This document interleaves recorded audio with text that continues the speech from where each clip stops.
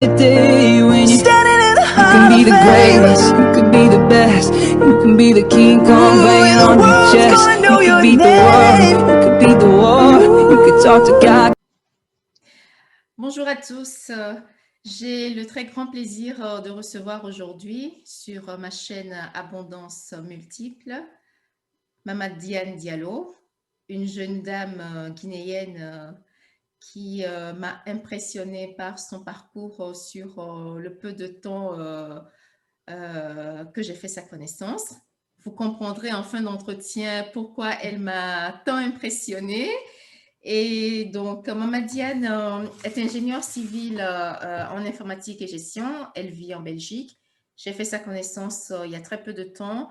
C'est également une militante acharnée dans un parti politique guinéen qui s'appelle le Mouvement démocratique libéral. Elle est également membre fondatrice d'une association guinéenne dénommée Arcif Fria. C'est une ville en Guinée. Elle vous en parlera plus en détail tout à l'heure. Donc, sans plus tarder, je donne la parole à Mama Diane pour se présenter. Bonjour Mama Diane. Bonjour Anita, bonjour à tes nombreuses auditrices et auditeurs.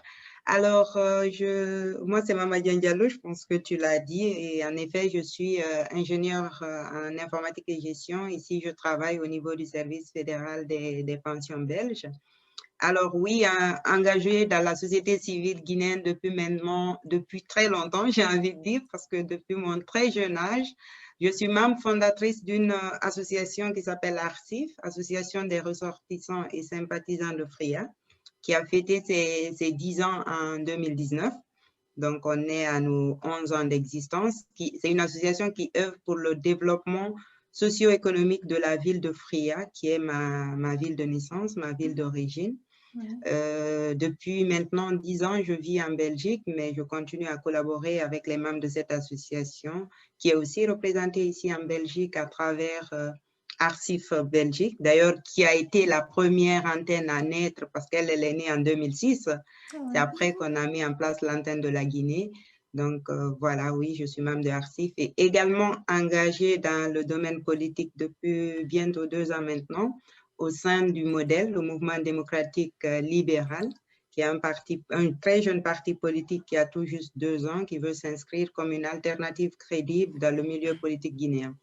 Donc oui, voilà, et je suis également fondatrice, mais aussi directrice d'une entreprise qui s'appelle Compini, ici qui œuvre pour la promotion du droit des consommateurs. C'est une entreprise que j'ai créée en collaboration avec 4 autres amis guinéens, dont le principal qui vit ici en Belgique, qui s'appelle Babatiti. Donc voilà. Comment tu arrives à gérer tout ça?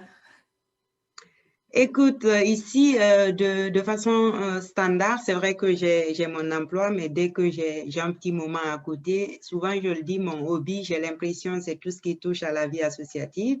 Et maintenant, l'aspect engagement citoyen, qui est plus citoyen que politique, est venu en fait s'ajouter à ça. Donc, en effet, j'essaie de consacrer mon temps libre après le boulot à faire quelque chose que j'estime est utile d'abord pour moi, mais aussi pour les autres, parce que j'ai envie en fait de donner un sens à ma vie.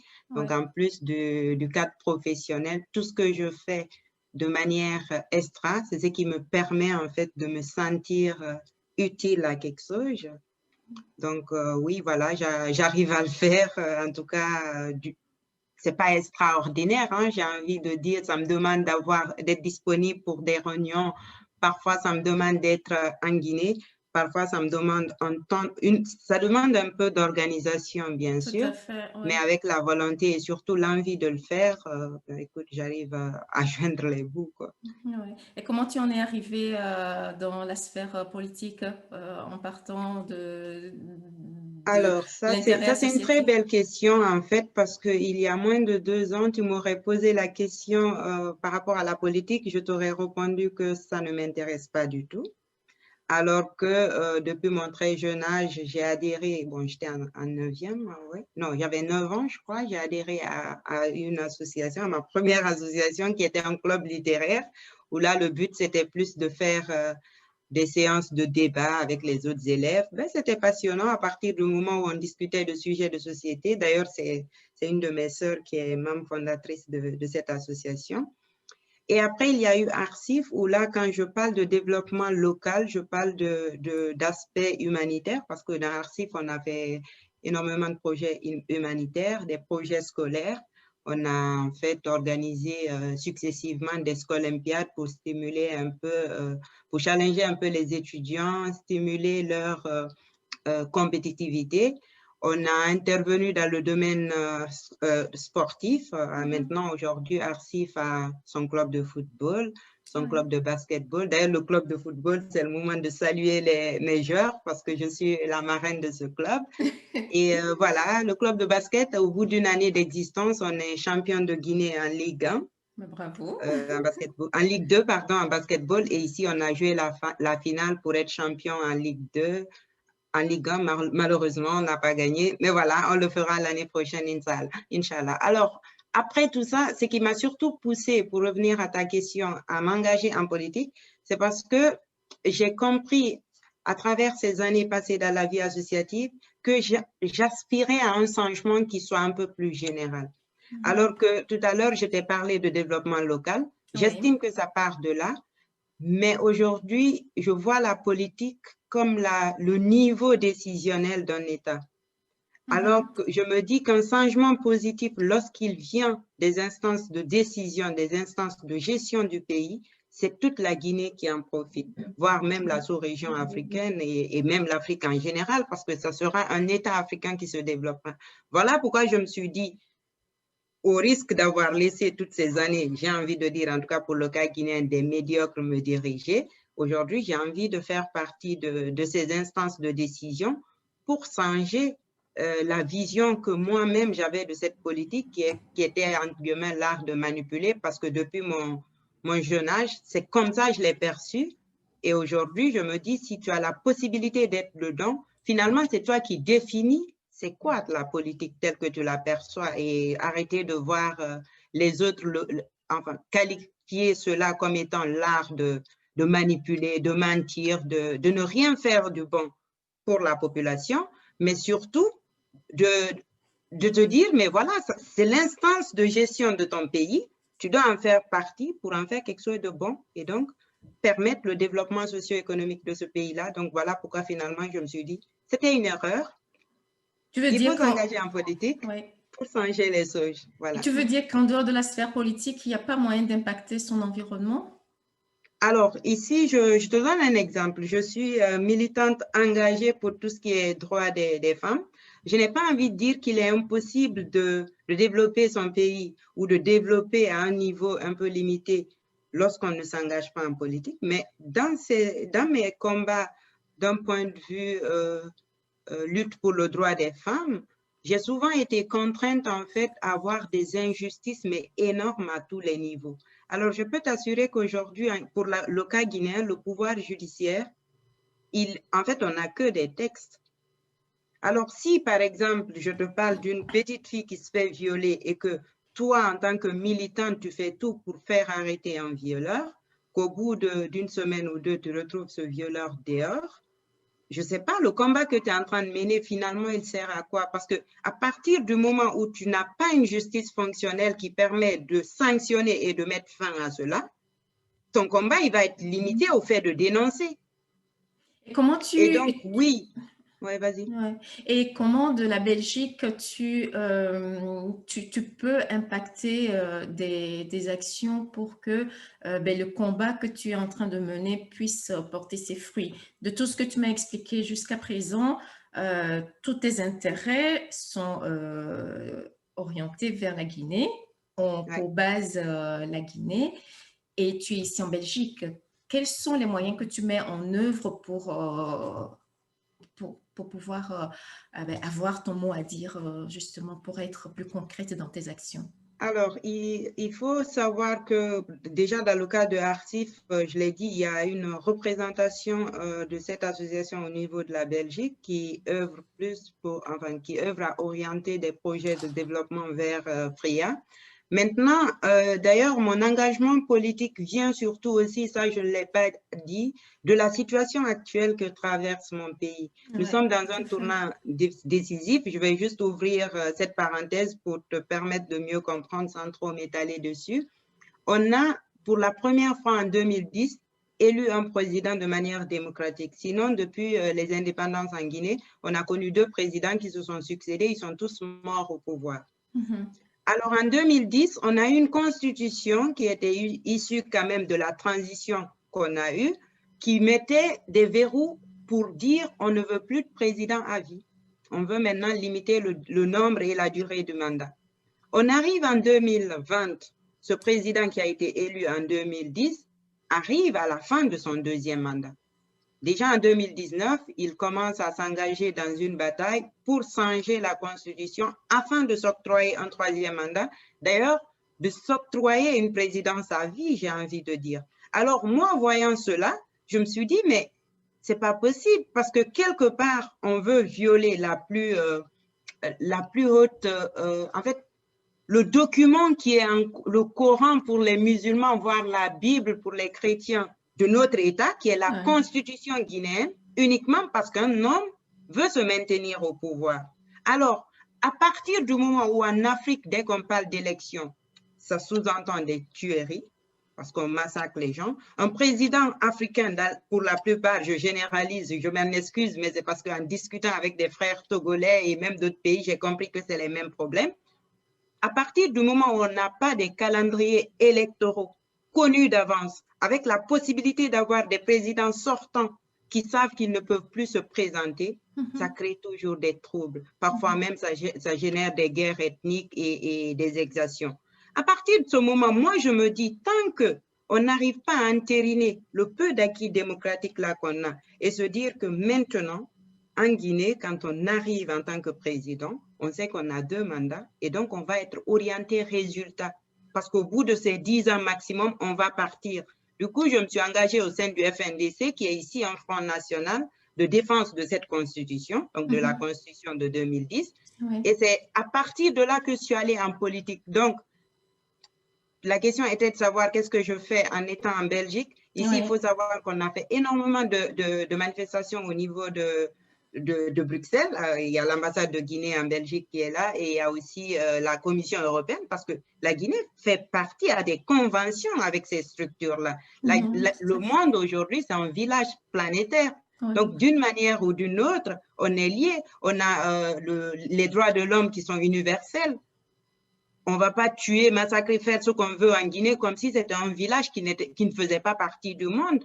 Alors, interpeller ces gens-là, ici à Bruxelles, j'entends souvent parler de l'immigration lorsque je regarde les médias belges, les demandes d'asile de mineurs en Belgique, la Guinée est le premier pays en fait de pourvoyeurs de demandes d'asile en Belgique. On en parle, mais les Belges ne sont pas au courant de ce qui est en train de se passer chez moi. Et pour moi, ça, c'est un danger. C'est un danger pour la Guinée, c'est un danger pour la sous-région. Donc, en étant ici, j'interpelle à travers les réseaux sociaux mes frères qui sont en Guinée. J'essaie de les sensibiliser pour qu'ils comprennent c'est quoi la réalité de ce qui est en train de se passer, parce que ça aussi, c'est utile.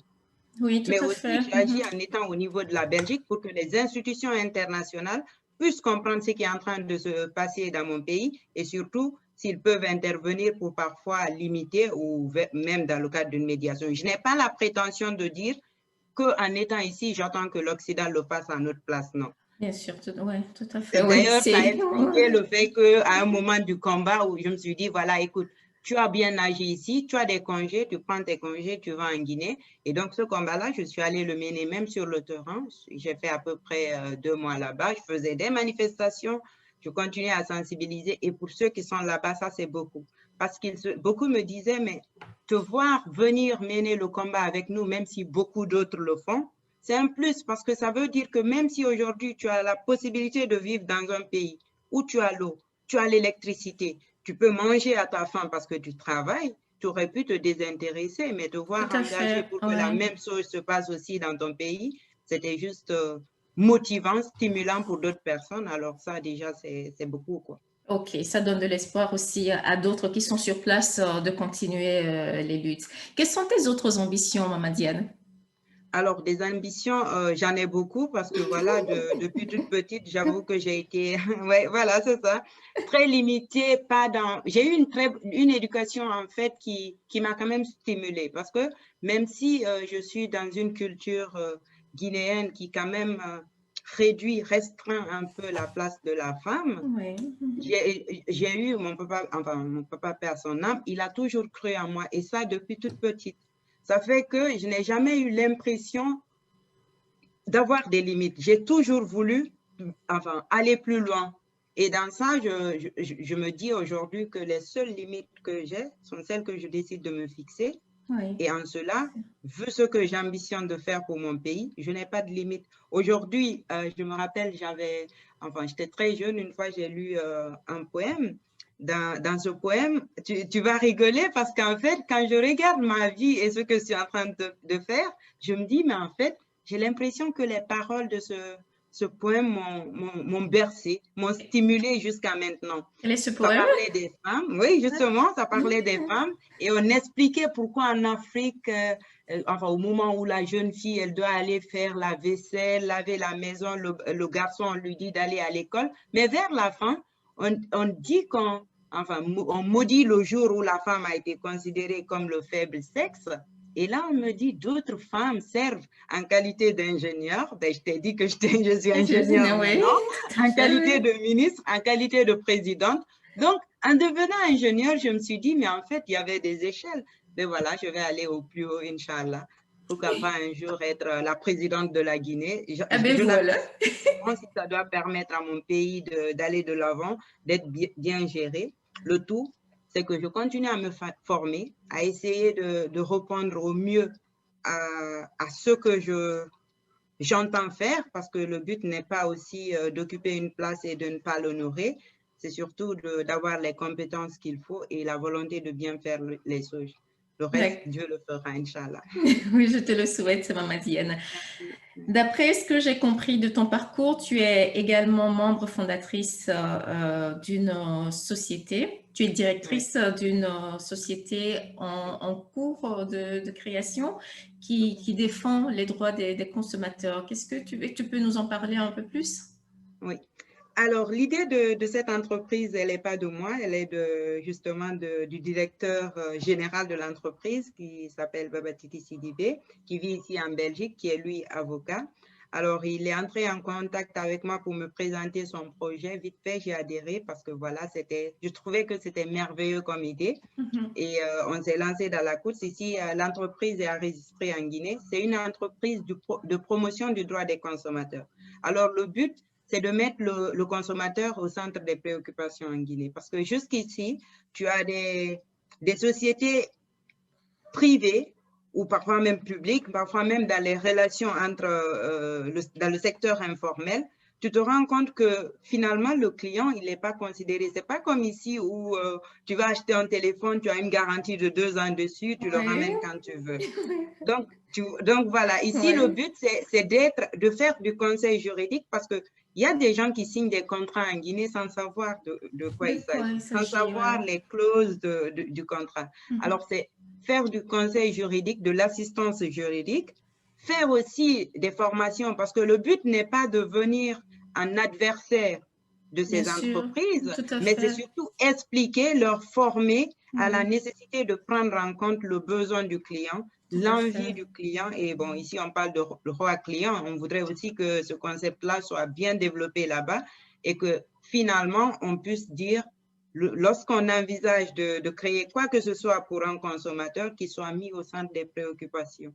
Donc Ah, mais, voilà, on va faire également de la médiation, parce que parfois prendre un avocat pour gérer une histoire de vente, ça peut être très coûteux tant en argent qu'en temps.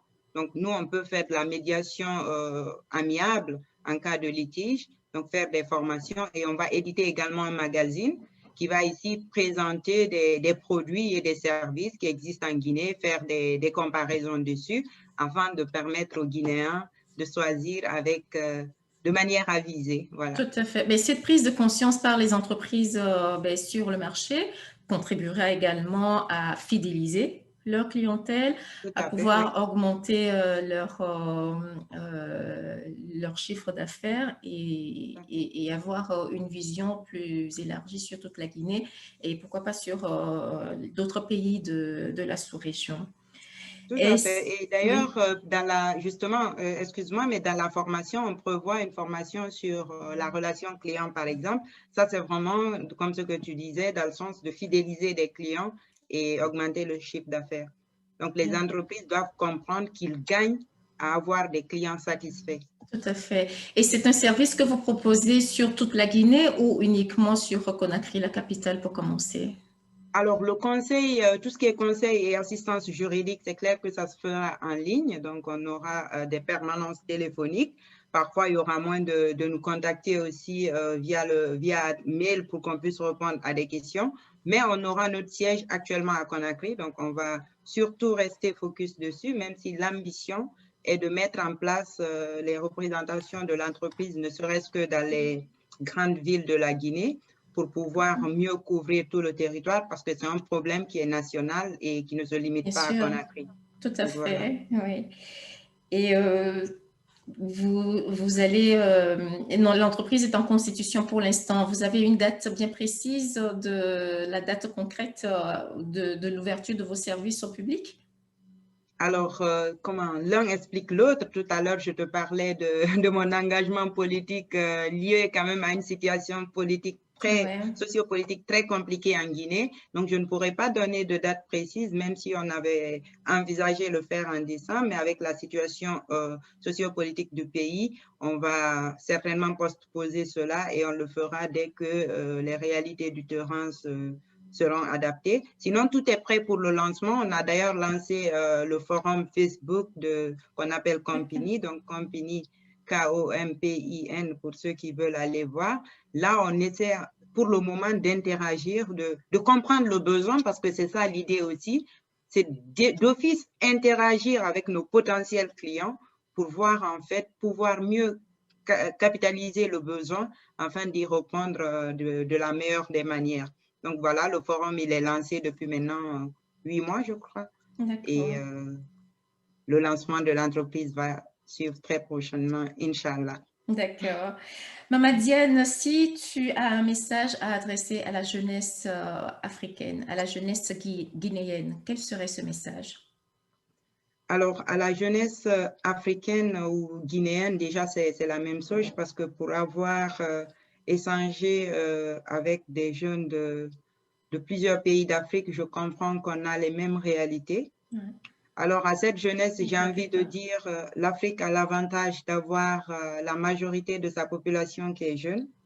Cependant, être jeune ne sert à rien si on n'est pas capable de prendre notre destin en main. Tout à Alors, fait. j'ai envie de dire à cette jeunesse de prendre son destin en main, de veiller en fait à nous impliquer davantage dans la gestion de nos pays ou même dans autre chose. Genre, ça peut être, ne serait-ce que l'implication dans l'entrepreneuriat, c'est participer au développement de son pays. Tout Ce à qui fait. peut être mauvais pour cette jeunesse, c'est l'inactivité. Dans mon pays, aujourd'hui, tu as des jeunes qui se contentent de recevoir l'équivalent de 100 € par mois d'un ministre et ils font rien de leur vie.